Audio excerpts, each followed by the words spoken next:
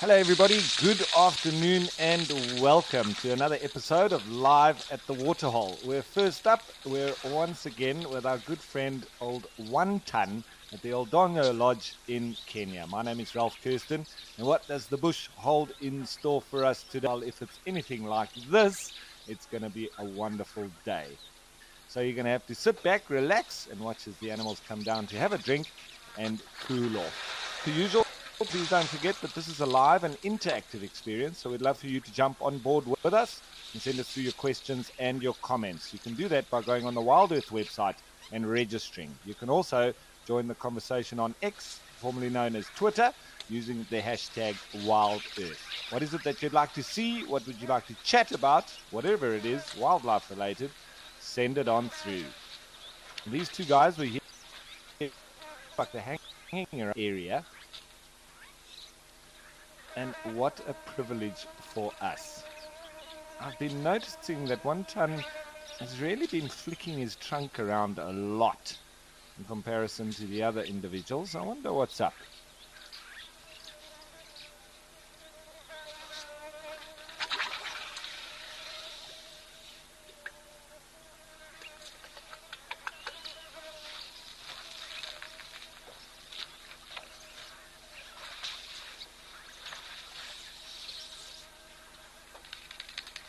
Like he's wandering right into the water now. What magnificent beasts. This is absolutely amazing.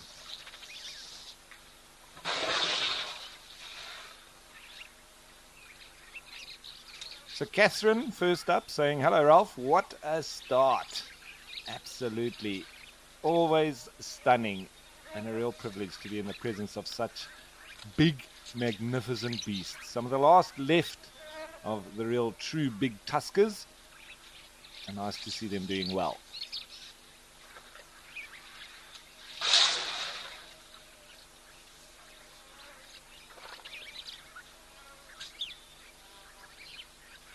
See, I'm wondering, like, it's a little bit similar to a basset hound dog that I've got, that it's getting a little bit older now, and he does a lot of nose licking. I think it's due to the old age.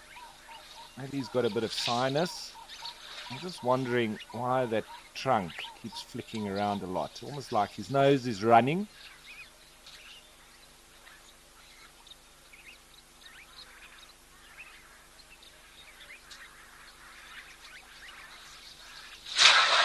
And Darcy Miller, welcome aboard once again, and saying, hi Ralph, it's great to see One Ton.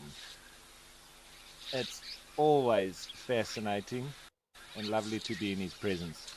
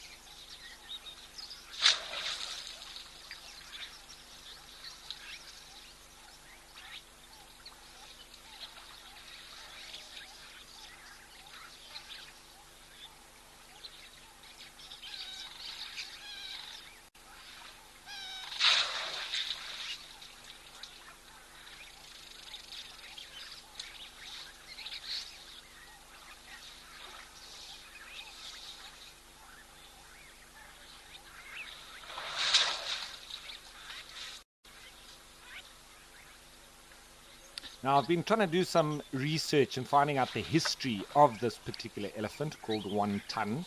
And I found on the Big Life Foundation Facebook page Though speaking of, who is one ton? And apparently he appeared from nowhere, an elephant without a history. It was 1996 when this special animal was first spotted in the Chulu Hills by Richard Bonham, Big Life's co-founder and director of operations. A lot has changed in the 25 years since. An elephant's been through hell. Poaching swept the continent, cutting the East African elephant population in half in 10 years alone, contributing to a 50% decline in Africa's savanna elephant population in the last 60 years. Big Life protected one ton through the worst of this, now estimated to be about 50 years old. Initially quite shy, over time he has grown to trust Richard and the Big Life Rangers and is now spotted regularly. He's not actually from Amboseli, but nearby in Tsavo. And he's grown into something rare and special, an elephant with tusks so big that they sweep the ground. There are only a handful of them left. And so this obviously being a very important animal to protect. It's quite interesting that nobody really knows his history.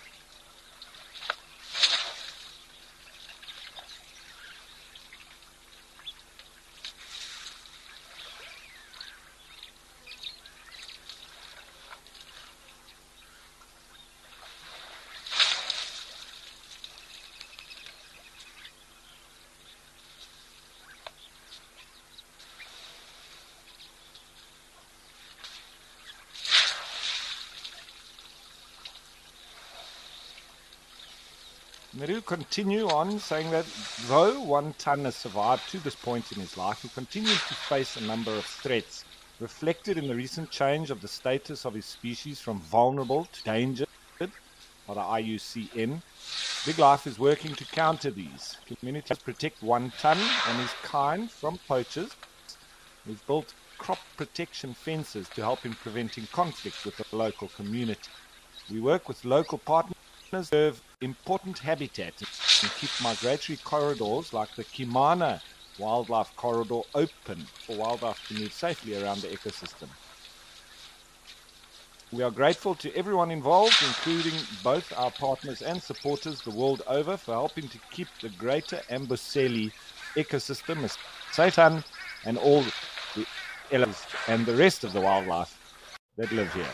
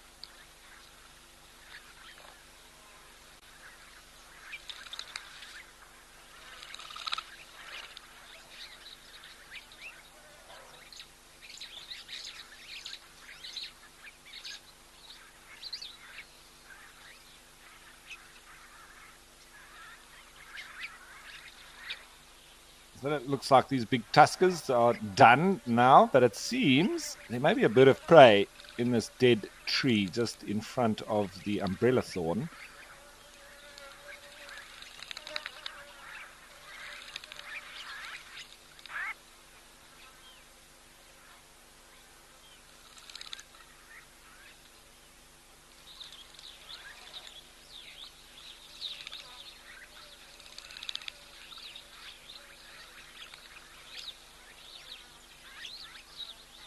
Now, the question is, who is that? Get a closer look on it. Looks like there's no feathers on the legs. Do have a bit of a mottled chest area.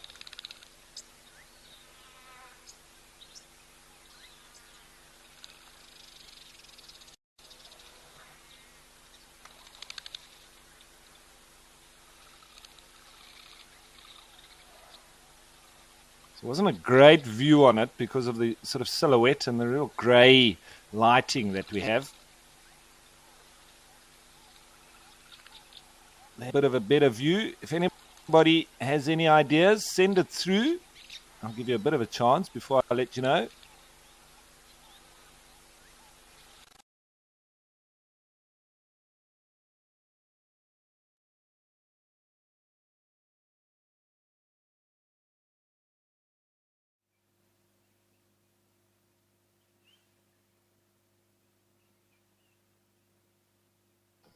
Right, so we have changed of place and we've headed on over to Etosha and the Okukuyu in Namibia, and very different circumstances here. Not a cloud in the sky.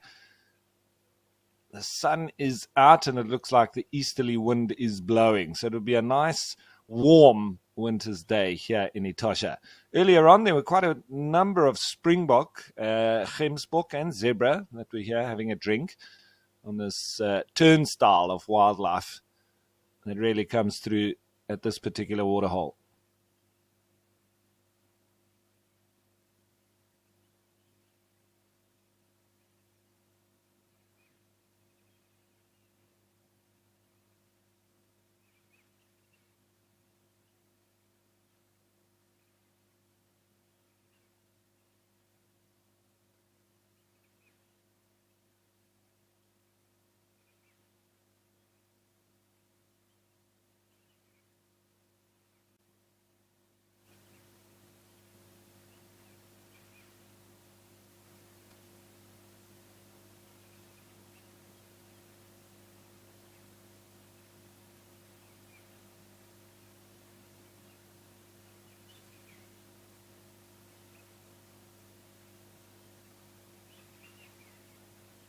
Okay, so we had a bit of a dropout in the camera at Old Donyo, but it seems to have been sorted out. So let's head on back there.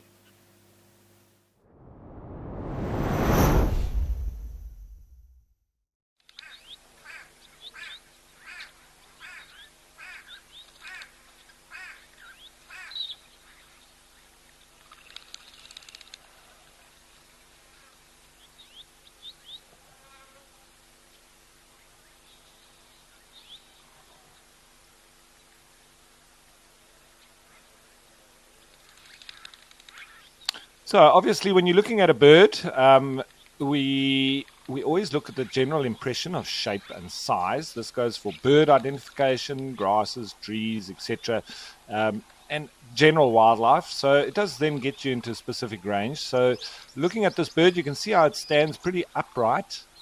And the first thing you would have noticed when we first saw it, that there was no feathers on the legs. Which would take it away from your sort of true eagles, because they all have feathers all the way down to their toes, and putting us in sort of the harriers, the harrier hawks, the snake eagles. And so that's the area that you would be checking in your bird identification book. And then you're looking at a little bit more of the characteristics. So you can see a nice white chest with blotches and almost like a bit of an open tie. It's not a bib because it doesn't meet in the middle. And you've got that white stripe going down there that breaks up the black lines on the side. So that's obviously interesting. Then you would look closer at the bill color and the eyes. It's a little bit difficult here, but you can definitely see the top of the bill is black.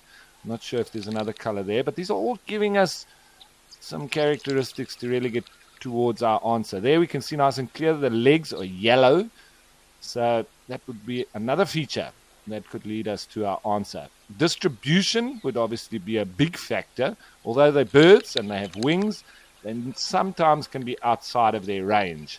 So generally though, it does lead you or help you to identify a specific species.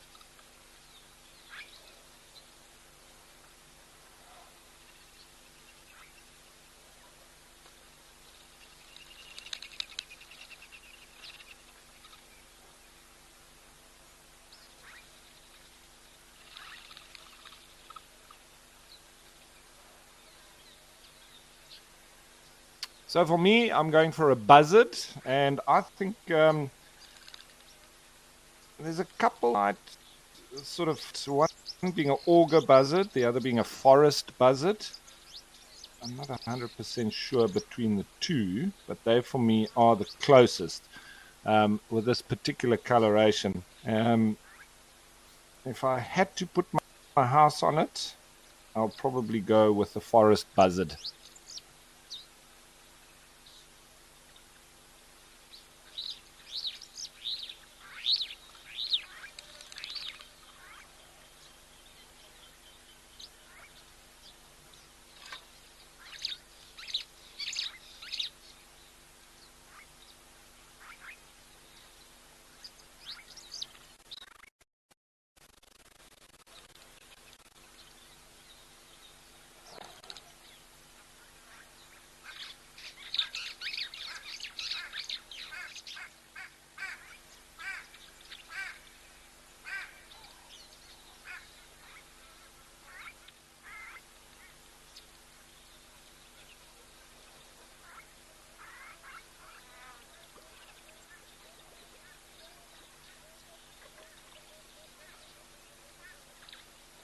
So Catherine was saying, my guess is a western banded snake eagle.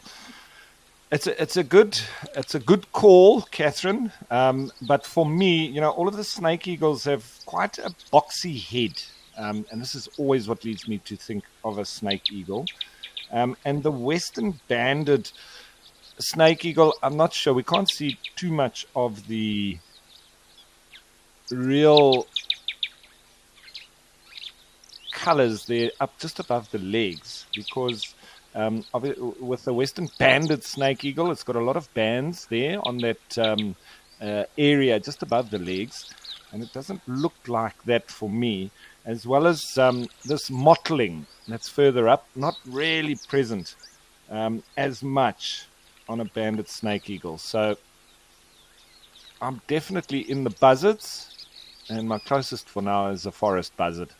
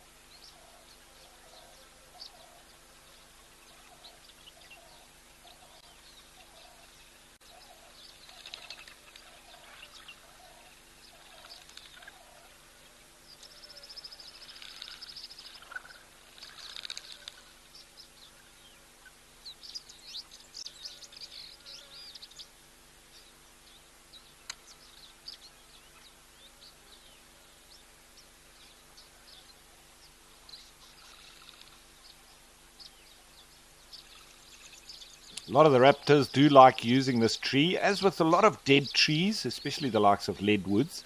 They do create lovely perching sites where they can also hunt from.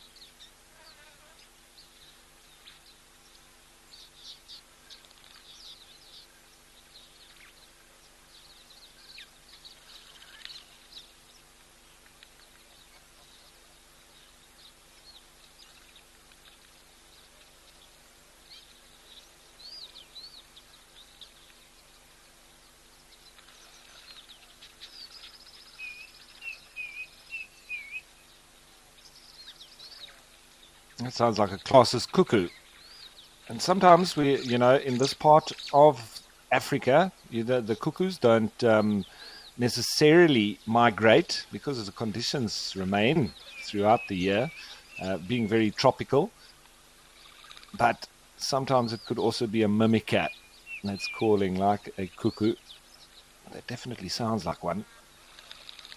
Now, Queenie was asking, does the tree that a bird is in help you ID which bird it is? Generally not, Queenie. Sometimes, because little birds do sort of prefer thorny trees, etc., to nest in. But when you're looking at a raptor like this, we've had African hawk eagle, African harrier hawk, we've had a brown snake eagle. And this here, then, for me, one of the buzzards, I think it could even be a female auger buzzard or a forest buzzard. I think it's one of those. But definitely a new one out of the other species. And I wouldn't be able to tell you which, as a result of which tree it's sitting in. It's just a lovely perch for them. And so there are specific trees that when they die, they don't degrade as quickly. And so the likes of leadwoods would be perfect, especially for nice big vultures, etc. They really like them, and they stay there for so many years because of the density of the wood. So it becomes then a favorite perching spot. It's also nice and close to the water, so they can also sort of survey if they do want to come down for a drink and wait for a quiet moment. But there can also be a lot of birds, obviously, that are coming in to drink too. So just like the lions, they can often use a waterhole as a hunt area with all the animals coming to drink. It does make it a bit easier for them.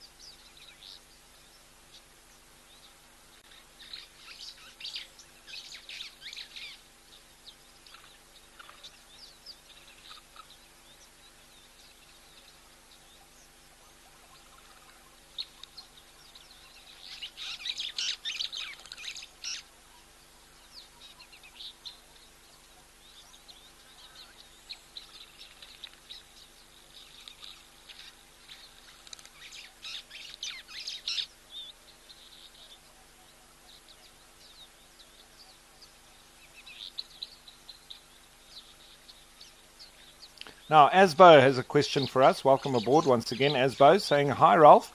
The mosquito-borne Usutu virus is now in the UK and devastating our blackbirds.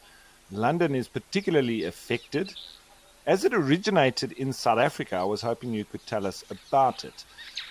So, I'm no virologist or epidemiologist either. I just love to get into these diseases and sicknesses and find out what they are and how they affect us, etc.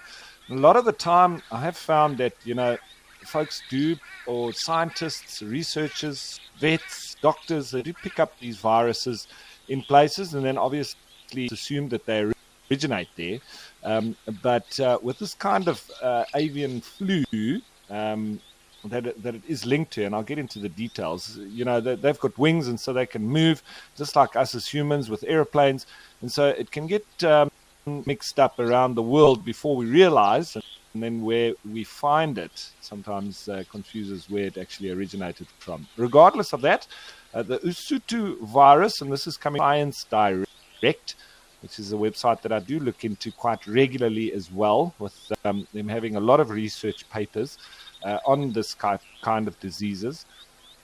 The Usutu virus, or USUV, is a mosquito-borne flavivirus. It will be non-pathogenic in Africa. It's been emerging in birds across southern and central Europe since 2001. So USUV causes large outbreaks of severe neurological disease, especially in blackbirds, you say, Asbo. And symptomatic human cases are rare, but infection may cause life-threatening neurological disease. Usuv is maintained in an enzootic cycle involving ornithophilic mosquitoes and birds. So obviously mosquitoes that bite birds.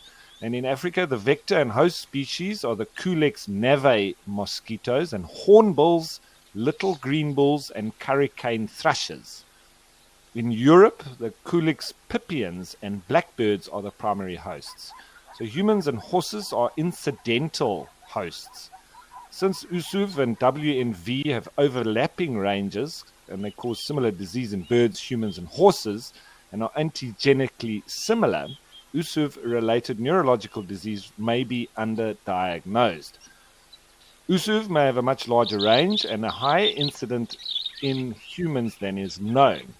Just as disease severity increased in birds, it may also become more common and pathogenic in humans.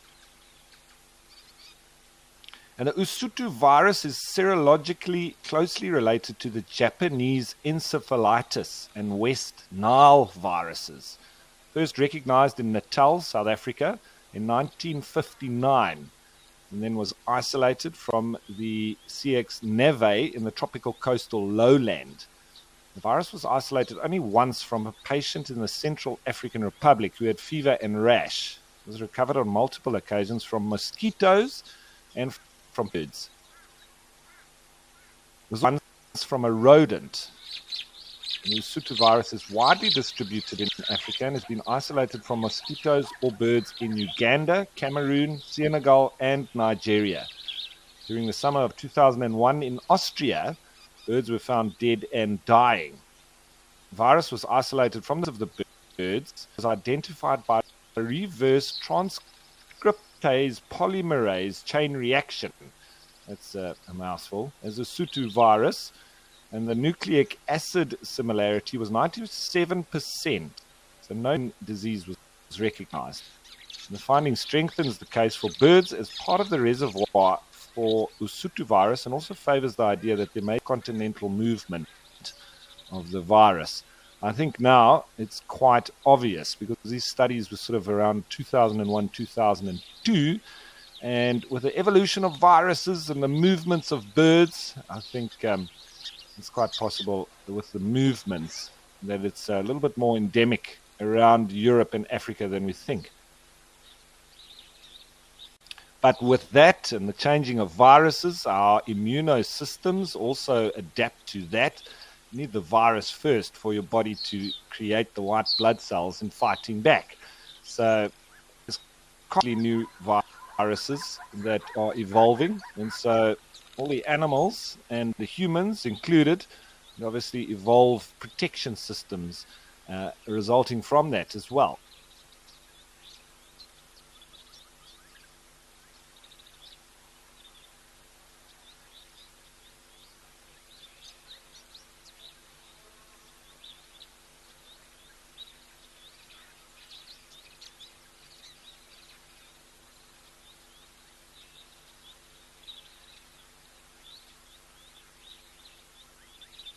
As we get the superb starling coming in here, I just wanted, I am an amateur mycologist, just sort of delve into terms of growing out cultures on petri dishes, etc.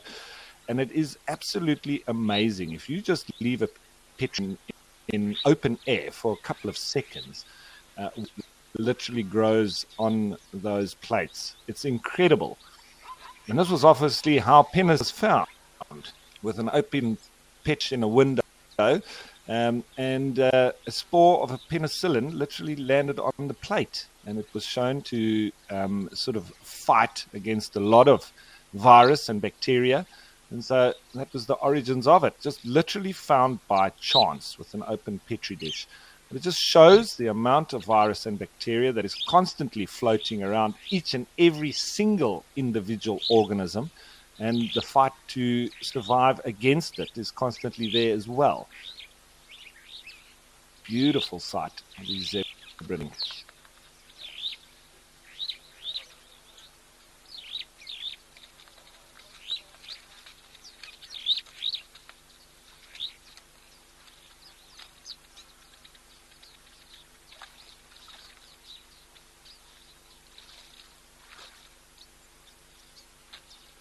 Right, so lovely to see these zebra coming in, but I think it's time to change of place and let's go to the Greater Kruger Park in South Africa and Rosie's Pan.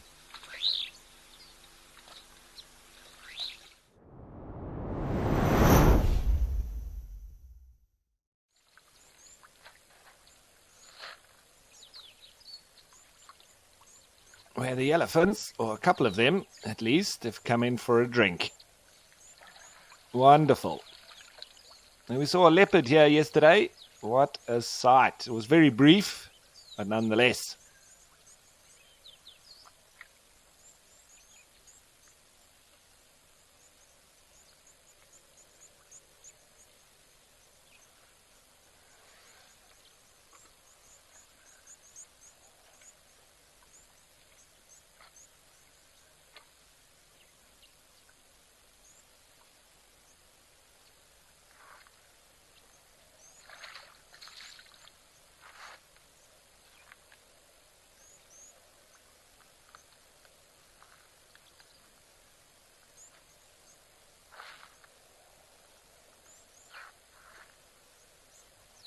So this one in the foreground, sticking its ears out, trying to make itself look bigger. Is he going to go and have a little bit of a rough and tumble with this other elephant?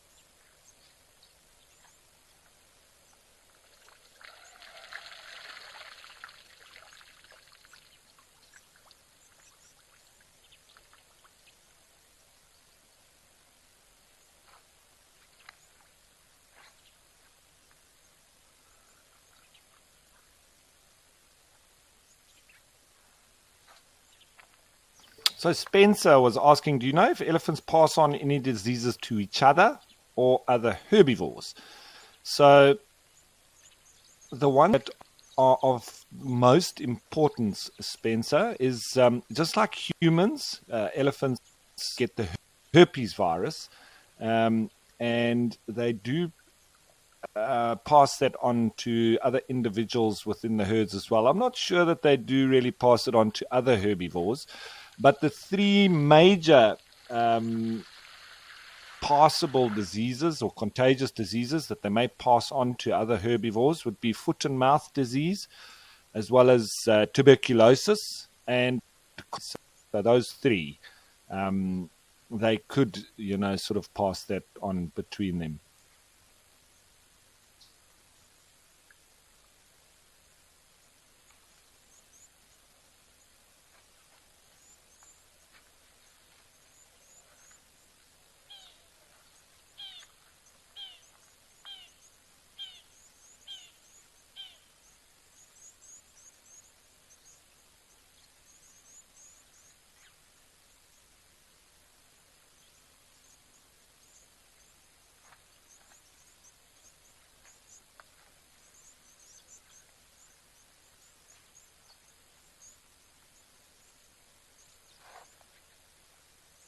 Looks like two young bulls just getting to know each other. Maybe they have been moving together, but there's always fun and games between the young bulls, and even when they get older, like a bit of rough and tough.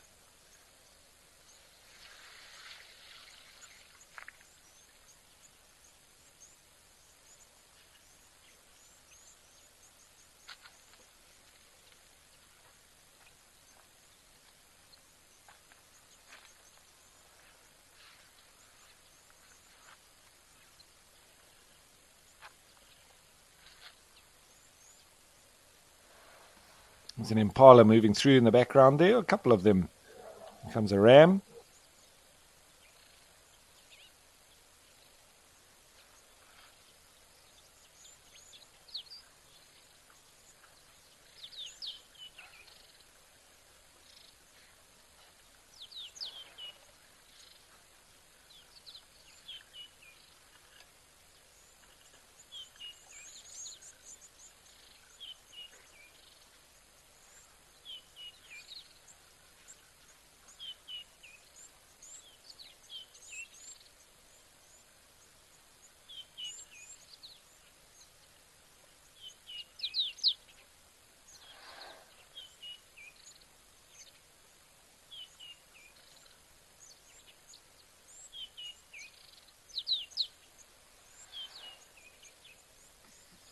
Getting in nice up and close and personal, this chap. I think its tusk and its skin with its trunk there.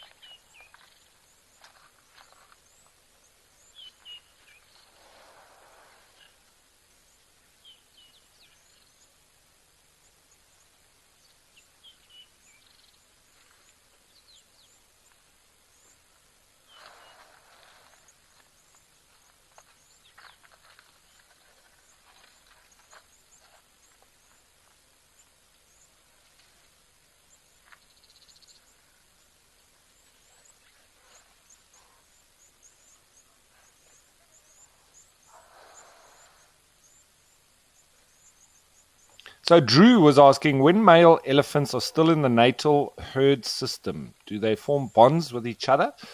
Yeah, they do, Drew. It's mainly sort of wrestling partners, and as they get older, they start playing rougher and rougher with each other, and that's sort of part of the reason that they do get pushed out of the herd a bit onto the outskirts, because the females with the babies get irritated because they're too boisterous and told off, and so they spend their time wrestling and pushing and shoving and head butting each other and just having a real go.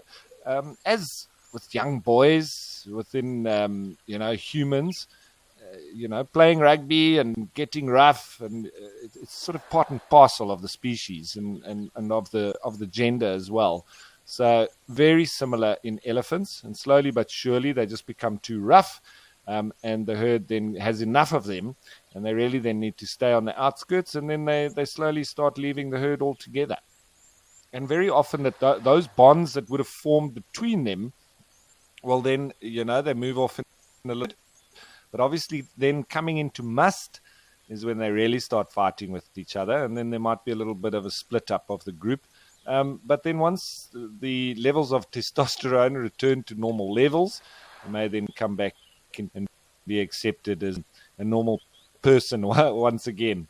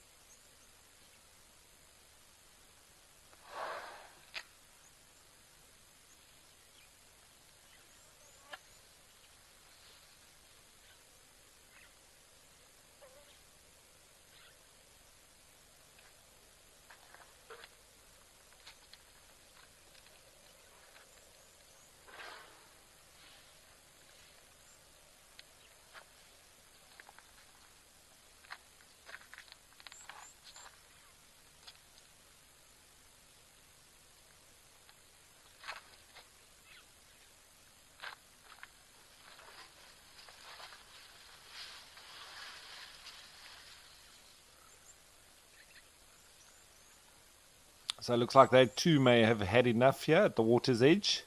Slowly moving off.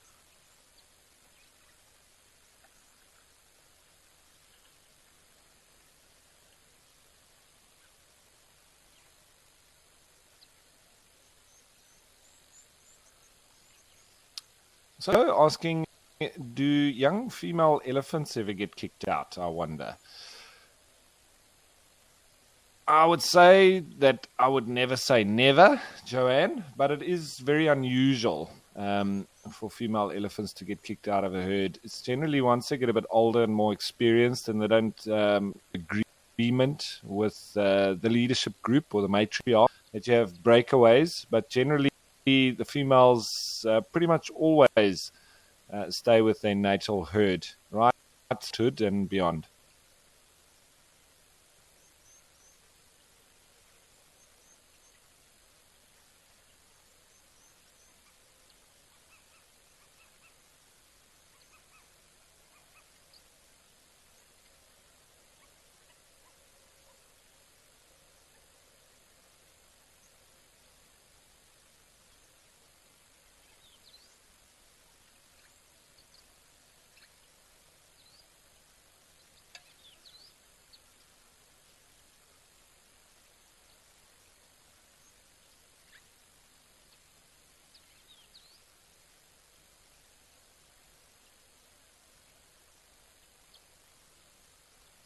Okay, so now that it's gone quiet here, I think we've changed, and this time let's go to the Madikwe Game Reserve in Tau.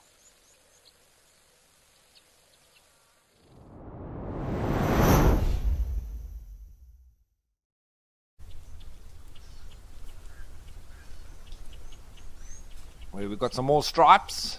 It seems like there was a bit of fighting going on between them.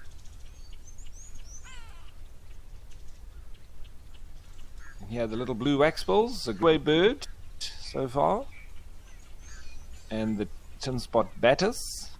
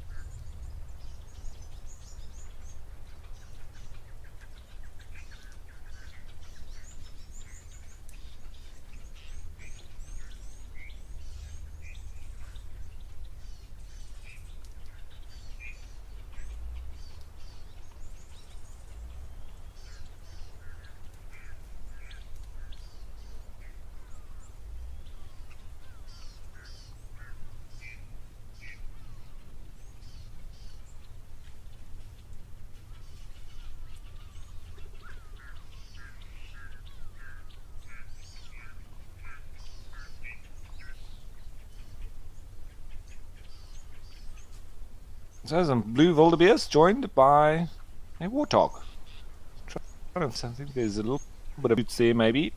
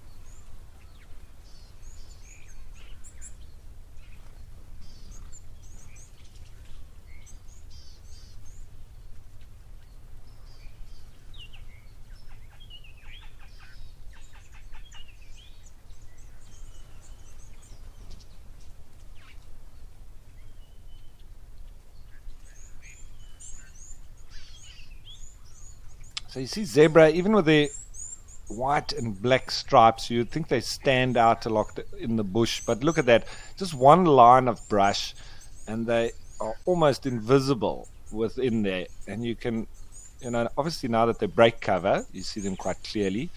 But just behind one bush, and their body outlines are broken up, and it's quite difficult to make out individuals, and they almost disappear.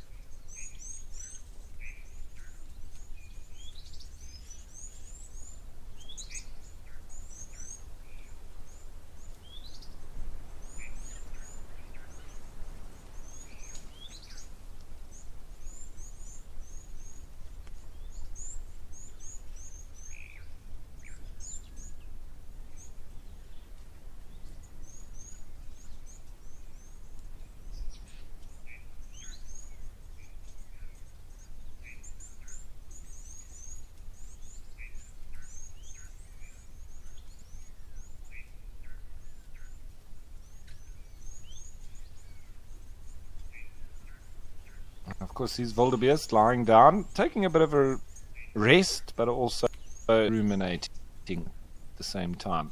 Very important part of their day, getting through that digestive process.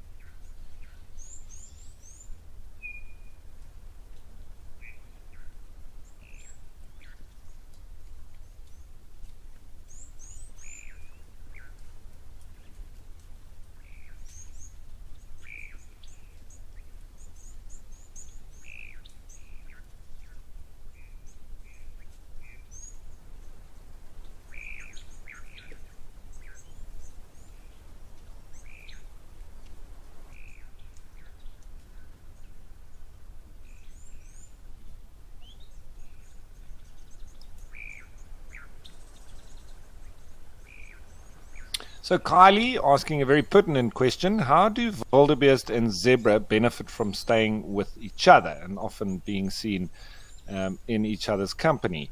So you would think not much would, benefit, but in fact there's actually a number of advantages. First and foremost, there's more eyes and ears, so safety in numbers. You've got less chance if there's more of you, and so they lessen their chances of getting eaten, especially by lions, who are their primary predators. So then they've got different digestive systems, and they eat slightly different food as well. The zebra are bulk grazers, so they're not selective in the grass that they feed on, and they also sort of feed a lot, and they're hind-gut fermenters.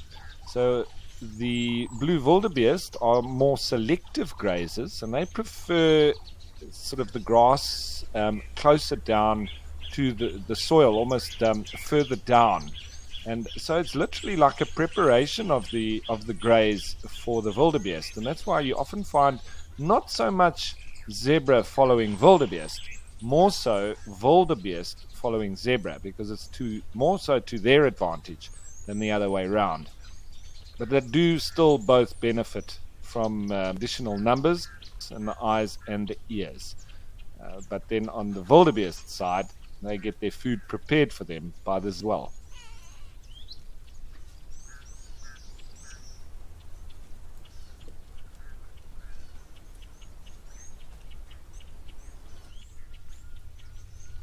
Okay, so another nice stop in here at Tau, as always. But I think place again, and this time let's go to KwaZulu-Natal. I hope the Hurricanes left, and Tembe Elephant Park.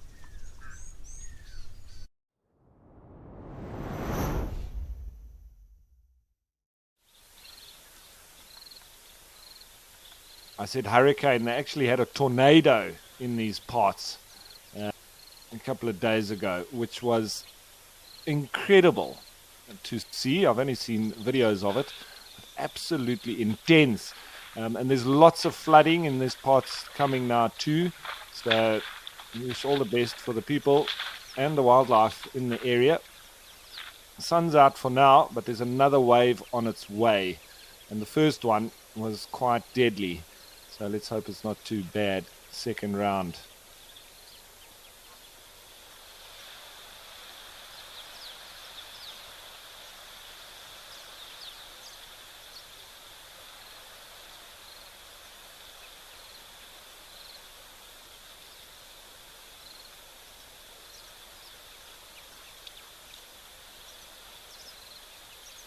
So that's a shame. The elephants seem to have left us here. That's all right. We'll keep an eye on it, and we'll come back if any of them return, I'm sure. But for now, I think let's head back to Kenya and Old Daniel.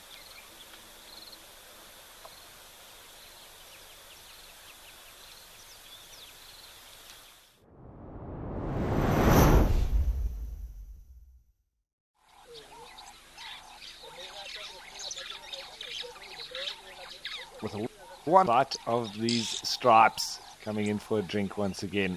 We've got the oxpeckers also joining them, having a bit of a bath while they're at it. And a Maasai or two giraffe in the background.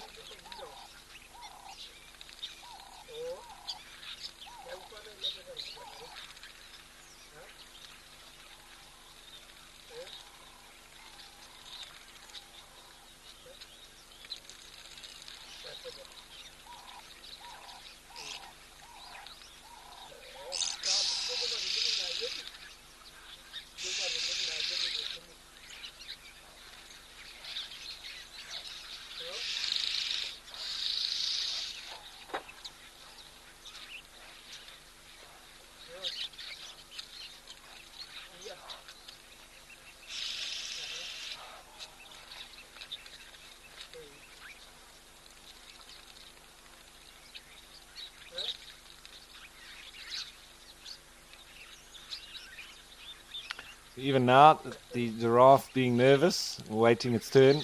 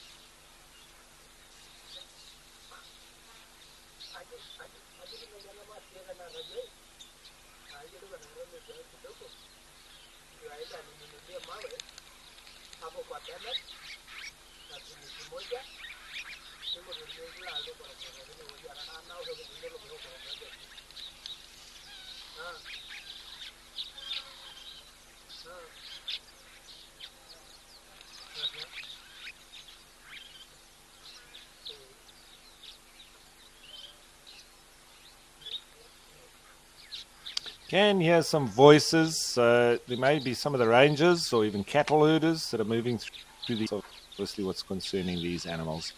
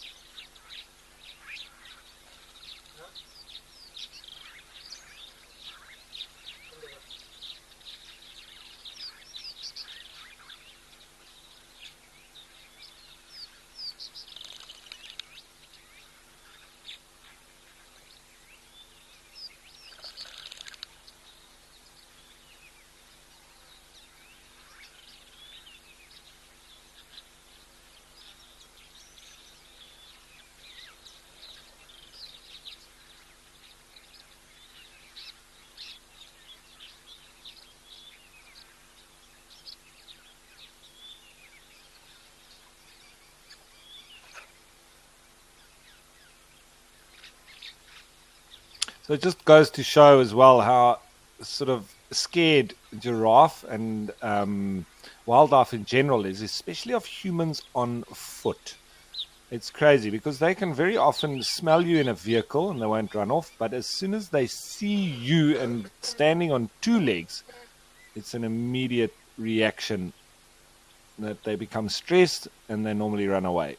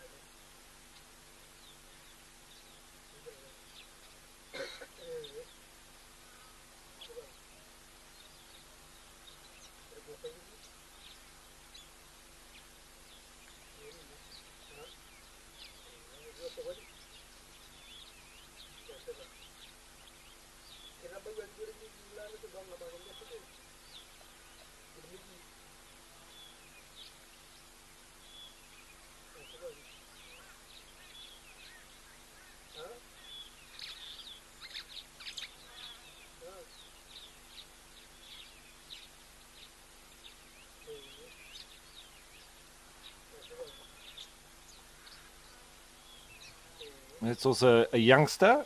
You can see the lovely, fluffy sort of tufts at the top of the ossicones or the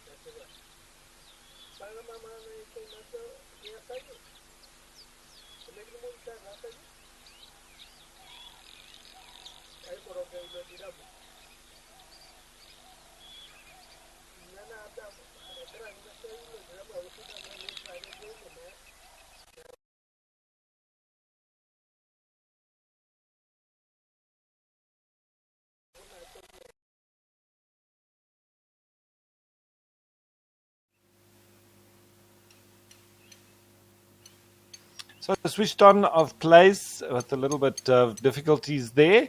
But nonetheless, back to Etosha, the Great White Place at Okukuyu. What a sight that is now. Lots of gemsbok coming in for a drink. Looks like blue wildebeest as well.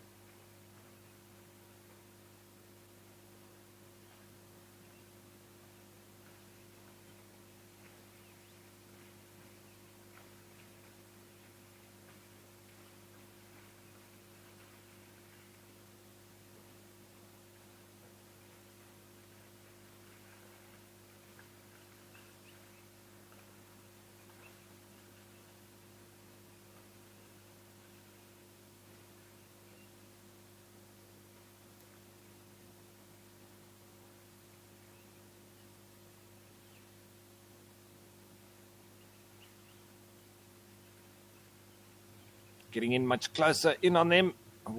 Beautiful antelope, gemsbok are.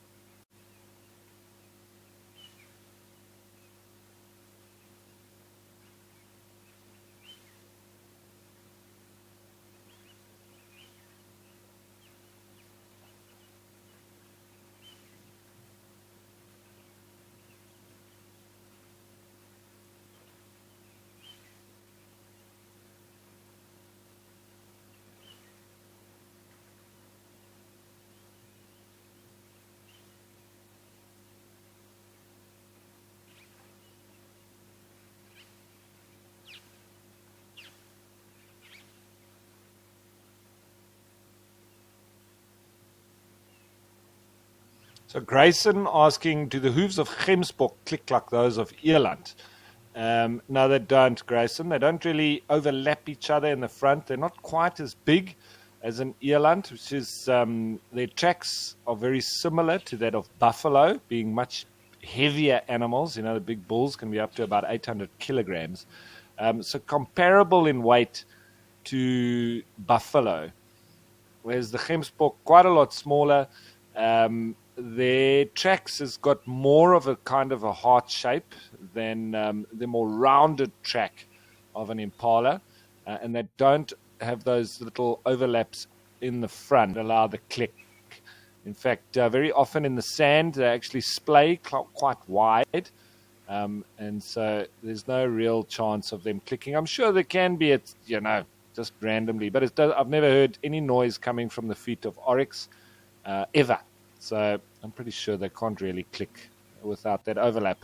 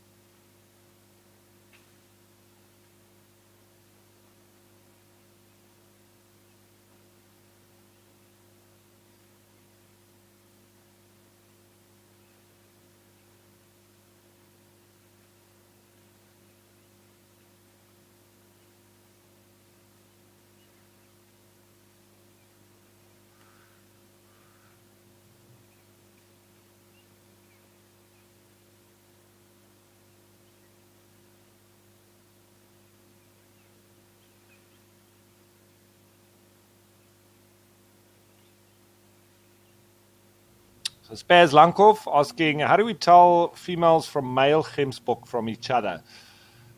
It's not easy, Spaz. The females just have slightly thinner and shorter horns, not quite as broad as the males. And the males, obviously, just halfway up their stomachs, you can see the little penis sheath or skin flap. And so you've got to look quite close on them. It's quite similar with zebra, for instance. With springbok, slightly easier because those horns are, the difference between the male and female is quite a lot in terms of the thickness of the horns of the males. More like your thumbs in thickness if you put them next to each other versus the pinkies if you put your pinky of the females. But you could do the same for the oryx or the Gemsbok as well. But you'd have to look closely, and it's not as distinct as in the springboks. But both male and female have horns, as with the springbok, as with the wildebeest. And so you've got to look at more detail. And as they don't show real sexual dimorphism.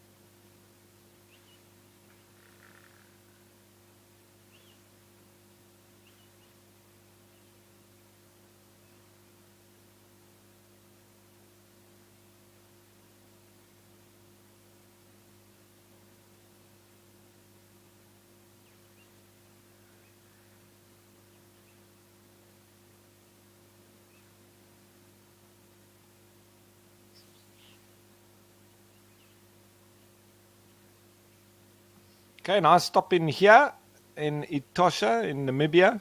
But let's change of place and let's head back to Kenya and Old Donyo.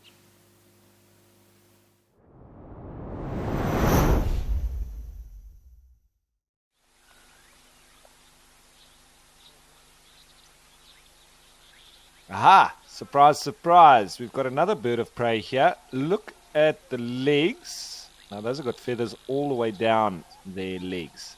So it's not the same species that we were looking at previously. Definitely a buzzard. Those yellow legs, between auger and forest buzzard, I would say. I'm leaning now more so towards auger buzzard. But now, who are these chaps?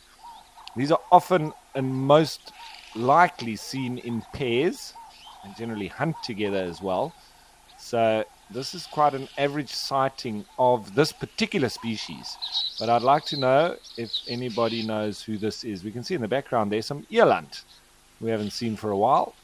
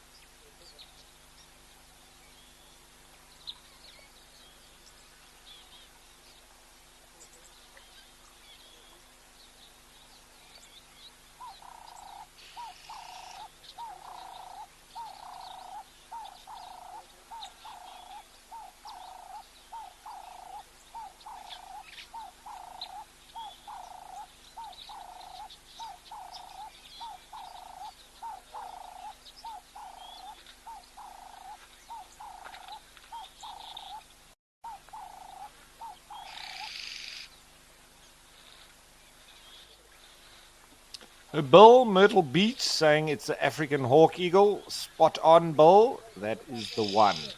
So the African hawk eagle. We've seen one here previously, but I haven't seen a pair like this. So you see coming in for a little bit of a bath. Just lovely.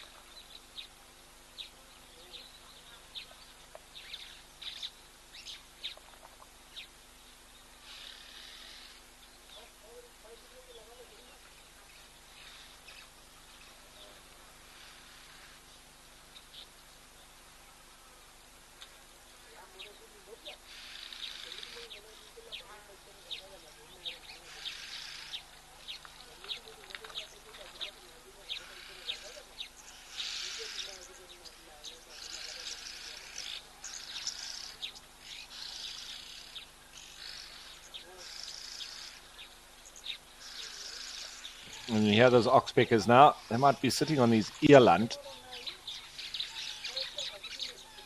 There might be some other animals coming in. Might chase off these African hawk eagles. There's a bit of shade now. It seems to be drifting on over this bird. I wonder if it's a giraffe.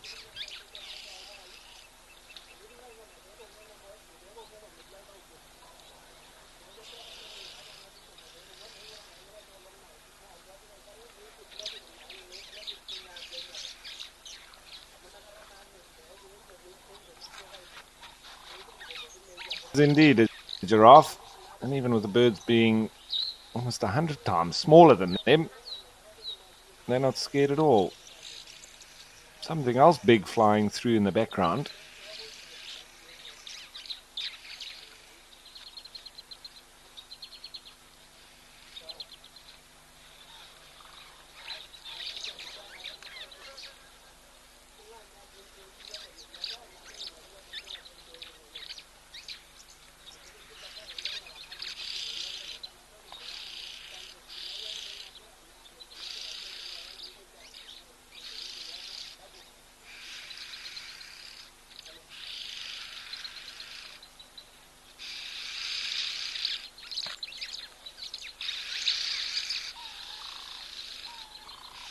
I think the earland's even a bit nervous of the hawk. Only making its way in now. Oh, ruffling of the feathers, even chased the giraffe off. Can you believe it? Now that's what you call standing your ground. And as I say that, off he flies. The other one's still sticking about.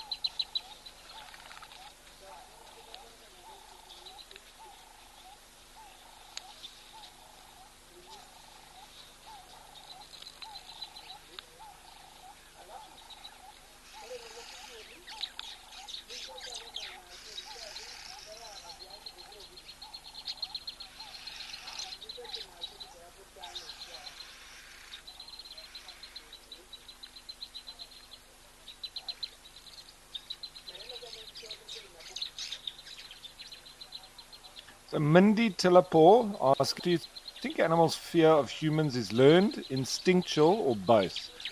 I think the overriding feature in it is instinct, but I think it is learned from the babies passing it on or getting it from the adults and their behavior towards humans. As soon as they learn that from the adults, it becomes even a bigger part of their instinct. But I think it's huge, the instinctive side. But we have shown that, through habituation, they can, to some degree, lose the fear of humans. In some cases, they then start associating humans with food, which is also learned, because I think that overrides their instinct. But the benefits that they're getting starts to make them even press that behavior even more. So it's an interesting one, but I think instinctually that animal on two legs, as we feel when we see a snake or a spider or a shark or a lion or an elephant, you have that instinctual fear that makes you be careful, at least, and sometimes be very scared. But you can then also learn that in some instances there's nothing really about. But I still think that instinct is the biggest feature in these instances.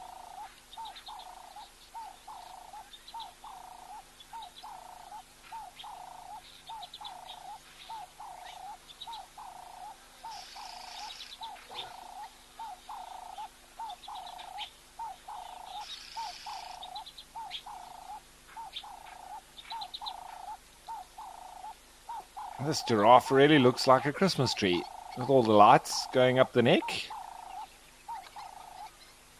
Very well are the oxpeckers.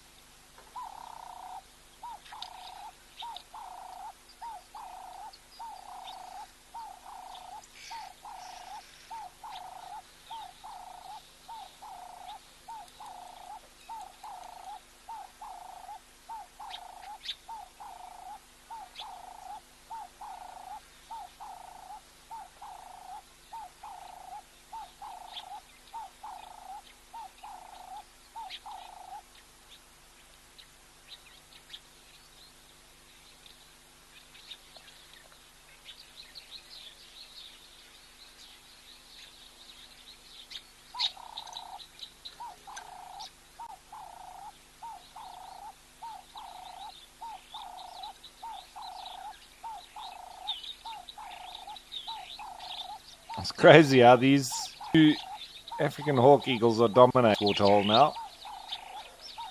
Maybe there's still a bit of nervousness around from the obvious predators that moved through.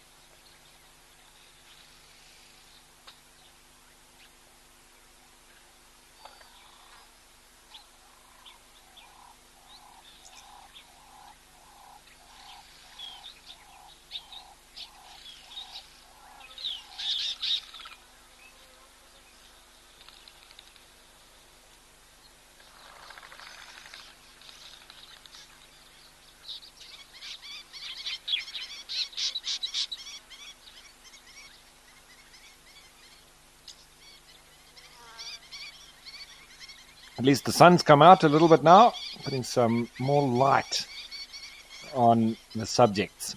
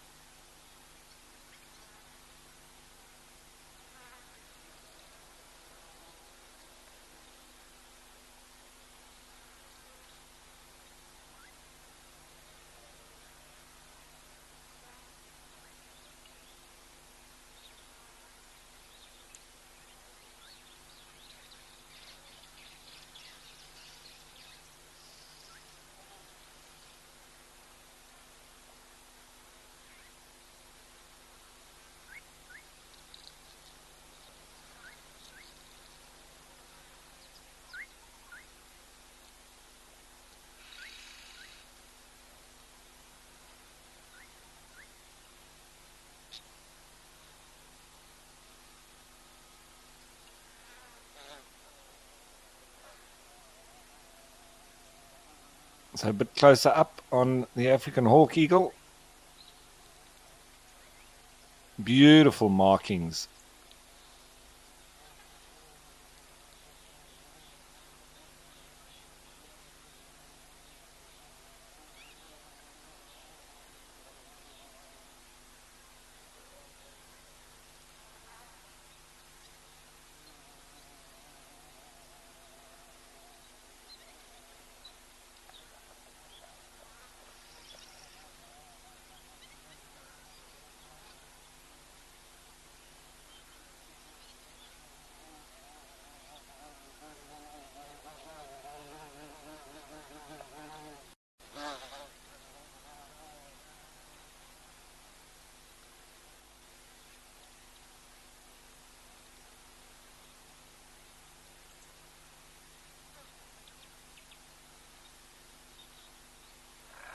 The Dark Main Lover was saying, good afternoon, Ralph, and thank you for hosting live at the Waterhole. You're very welcome, Dark Main Lover, and lovely to have you on board once again.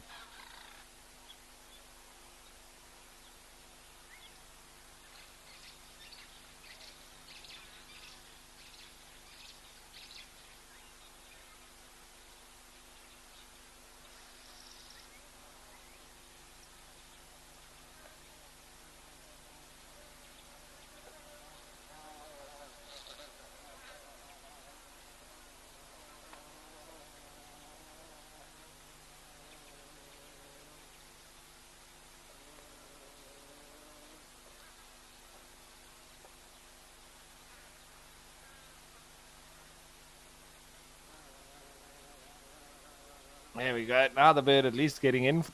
Bathe.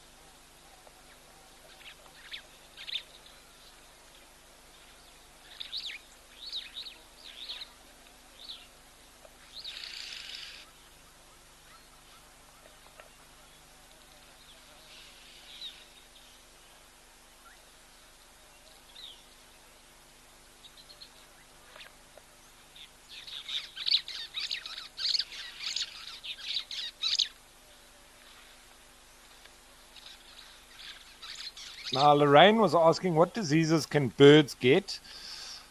There's not too many that they get, Lorraine, but it's mostly virus. And we do know about an influenza. They had a very big outbreak in 2017 2017 in South Africa, especially amongst the seabirds. And there was also some endangered species that were affected. The African penguins, Cape cormorants, and Cape gannets. However, the outbreak primarily impacted swift terns. But 2017 in South Africa was the devastating outbreak of deadly, highly pathogenic avian influenza, killed numerous endangered and such widespread mortality in wild birds has not been seen in the country since the avian influenza outbreak in commons in 1961. And this is according to San Parks. So I think we have flare-ups of it every now and then. And that's generally, I think, the bigger part of this disease that they do get.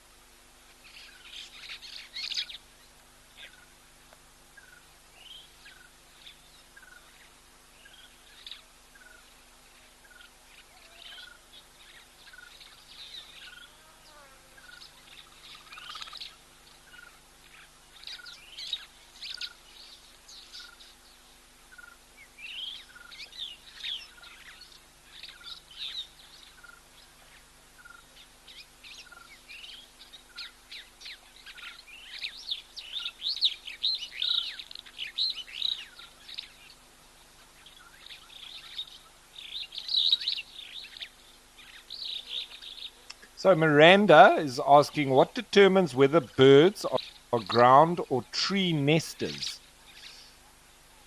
Miranda, it's generally, and I say this because there's always exceptions to the rules, it's generally down to their foot structure. So the perching birds that have, the toe at the back that enables them to be able to clutch onto a branch and perch on it, they generally are that will build nests, but we do still have some perching birds that even nest on the ground. So as I say, always those exceptions.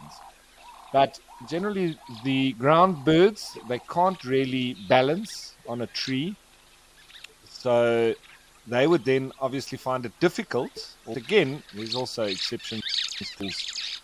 And you do then find the sort of raptors and the eagles, etc. They will obviously build on a big flat surface on the top of a tree or on a cliff face. But it's all down through the evolutionary adaptations of where they prefer to live. Some move between. You think of the likes of secretary birds that spend a lot of time on the ground hunting, but then will nest up in a tree. Generally, the rest of the raptors would also nest up in the tree, but don't spend much time on the ground. So then you also have the likes of guinea fowl that will perch trees and roost in trees at night, but they'll nest on the ground. So it's rather interesting.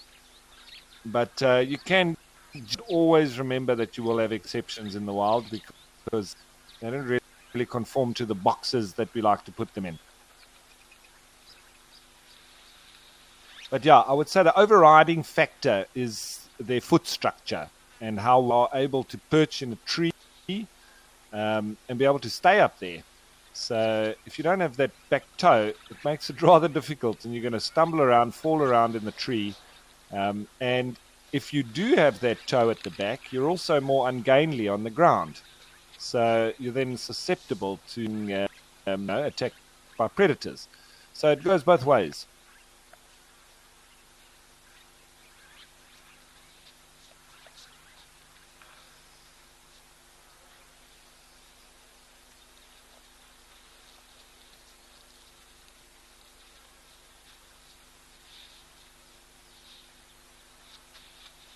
Now, Sparko was also saying that those oxpeckers must be very annoying. I think they are, definitely, because you can see them trying to get rid of them, shaking their heads, trying to chase them off.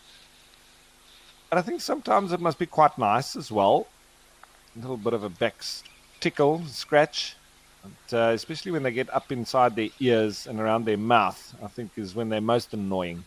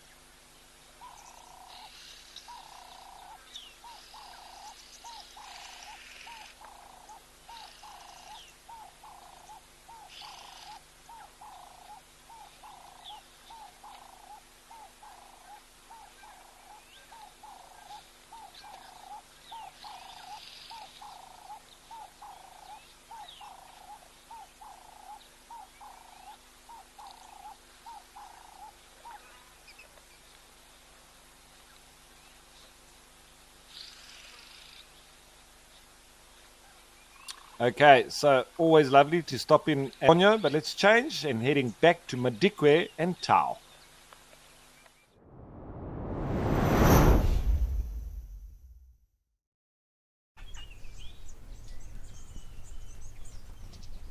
Still lots of stripes around. There's a bit of a youngster there, and then all the waterfowl as well. From, looks like spoonbill, African spoonbill. I think there's some yellow-billed ducks, maybe some red-billed teals. You see the Egyptian geese there in the background with the red-knobbed coot.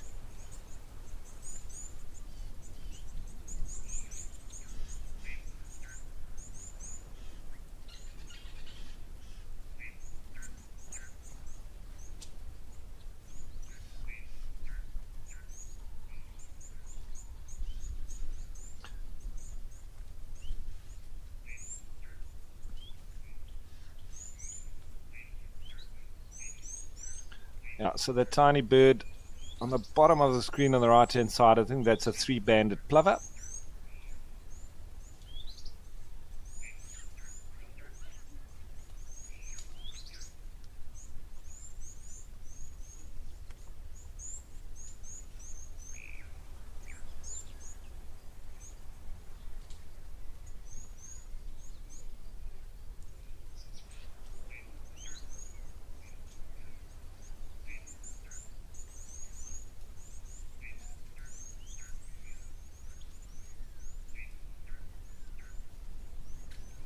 Alrighty, so just the unspeakable there. So let's change of place and let's head up to Okokoyo in Namibia.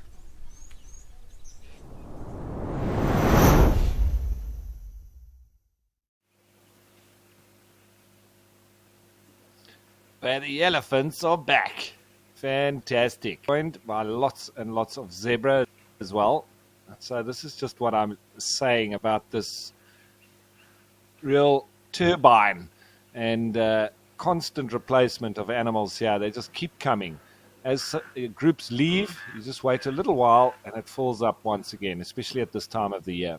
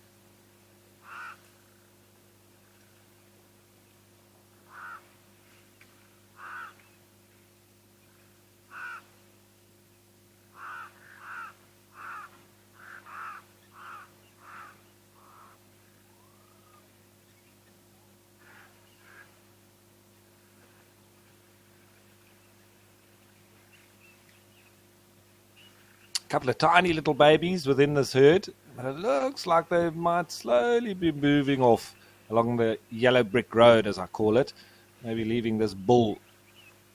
Is it a bull? No, I don't think it is. It's a cow and a youngster. So they just seem a little bit slower than the rest, but I'm sure it won't be long and they'll be joining them.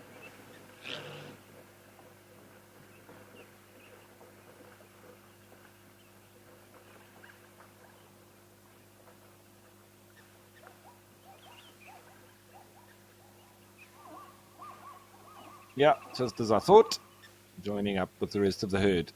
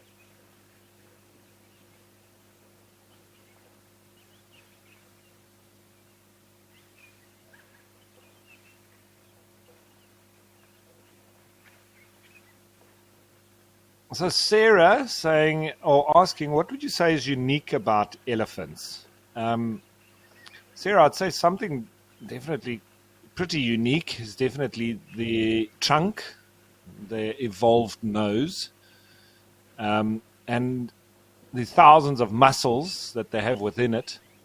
I think it's an incredible organ, and I don't see any other animals with very similar body parts as well, but their sheer size too, which is completely unique. The size of their ears or the ear flaps. I think not many animals comparative to that either. And also the intelligence, which is not entirely unique, but I think that level of intelligence is quite unique within the African land mammals. So I think those features definitely for me the uniqueness of an elephant.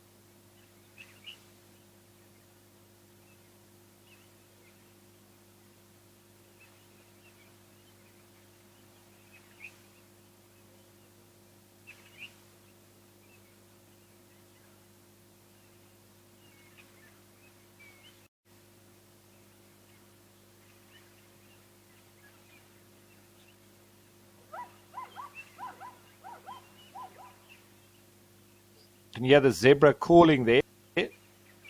Not everybody knows what zebra sound like. It's a little bit more like a donkey sound than horses, but unique all the same.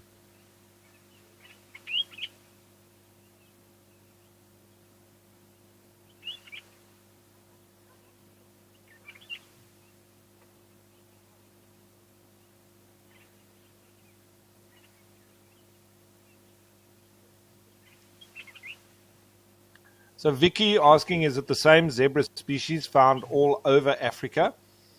Well, this is the most common of all and the most widely distributed, being the Birchall's zebra. But we do have a range of other zebra as well.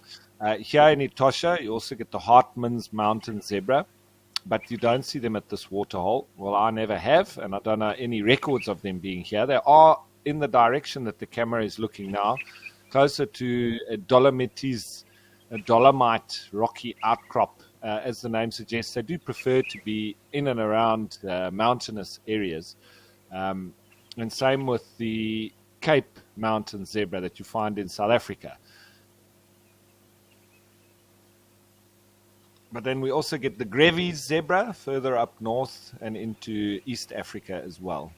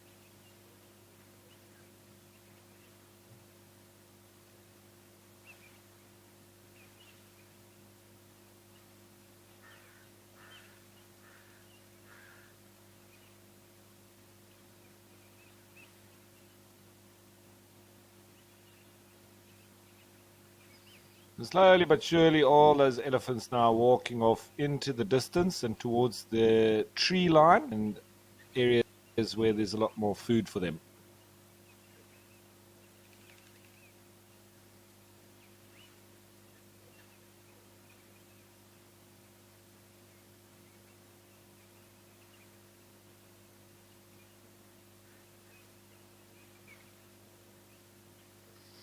Okay, now that they've disappeared, or just about, I think we'll do the same, and let's go back to Old Donyo.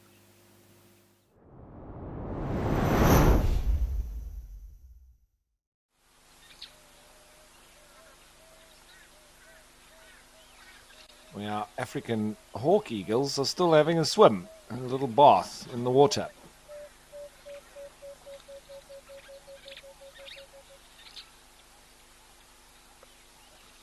There's a Maasai giraffe in the shade of that umbrella thorn.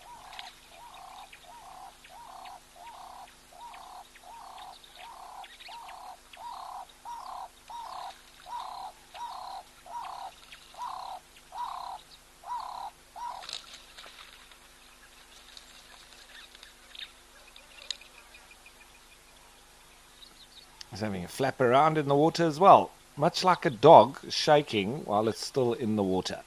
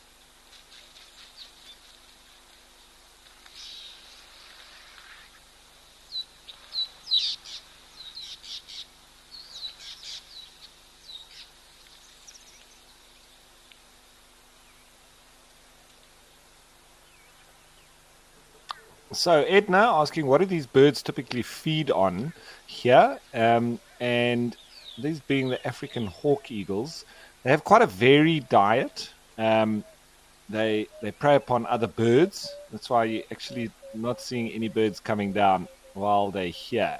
But careful, because They know the dangers, but they can even feed on quite large ones, including horns and other game birds. They feed on smaller birds and even mammals such as hares or dik-diks, squirrels, monkeys, mongoose. So this is the reason why a lot of the little squirrels and mongoose and so on, they don't hang about. They're very quick to stick into the thicker brush. Um, they'll also take reptiles and even sometimes insects. The likes of the termite alates is one of their favorites, lots of birds' favorites. And lots of birds will feed when you have those sort of bursts of alates. Um, so opportunistic feeders and not really a specialist at all.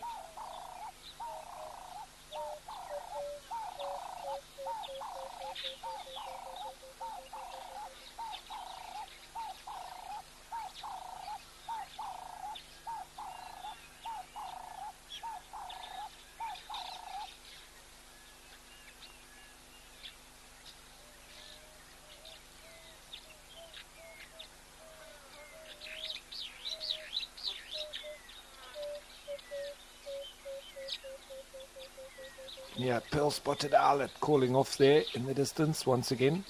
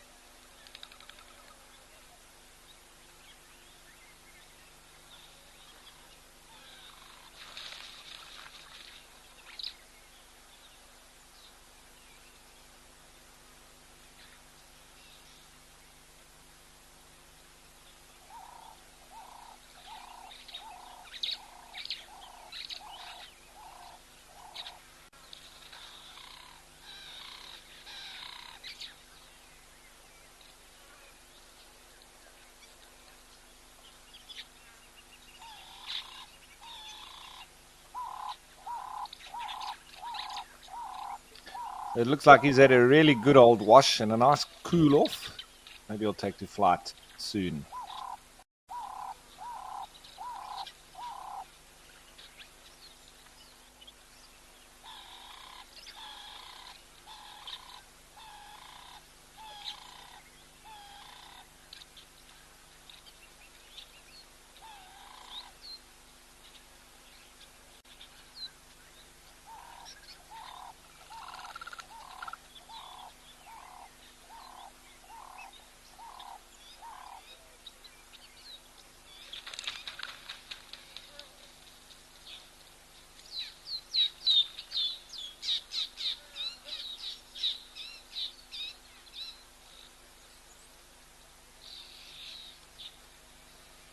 So just as I thought, off goes the African hawk eagle. You might slowly start to see more birds coming in now as a result of them leaving and the danger subsiding.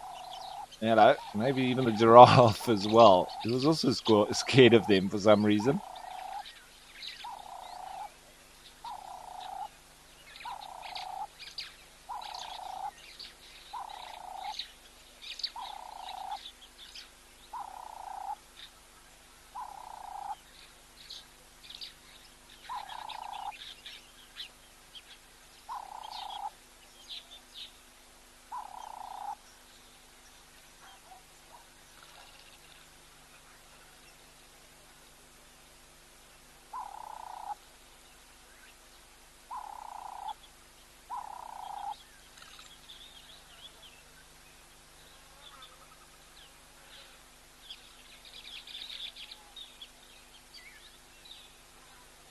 Now, this is when the giraffe do get irritated. You see that oxpecker all around the mouth. You see it's shaking its head, trying to get rid of it.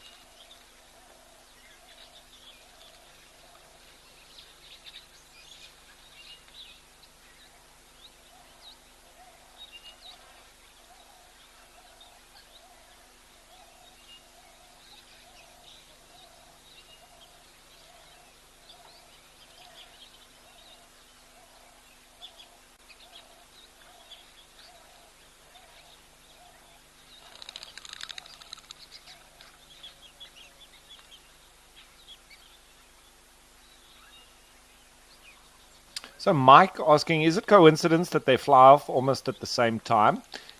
Not really, Mike. They do really stick together. That's probably a pair, and they hunt together. And very often, when you see them thermaling in the sky, it's one of the ways that we actually very quickly identify that it's African hawk eagles. Because if it's a pair, immediately, and obviously the size of it. But immediately you can think that already, because not all of the other raptors hunt together like they do, and they specifically are always in pairs. So very often I see two raptors, I immediately think first and foremost of African hawk eagle, and then I try to myself wrong, by checking that if it's not something else. But then normally, most of the times I'm right.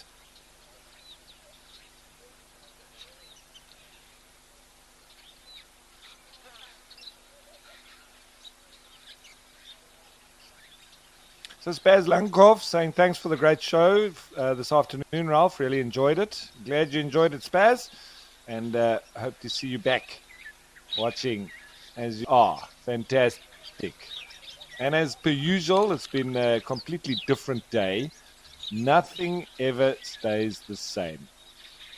The only constant is change, and you never know what to expect.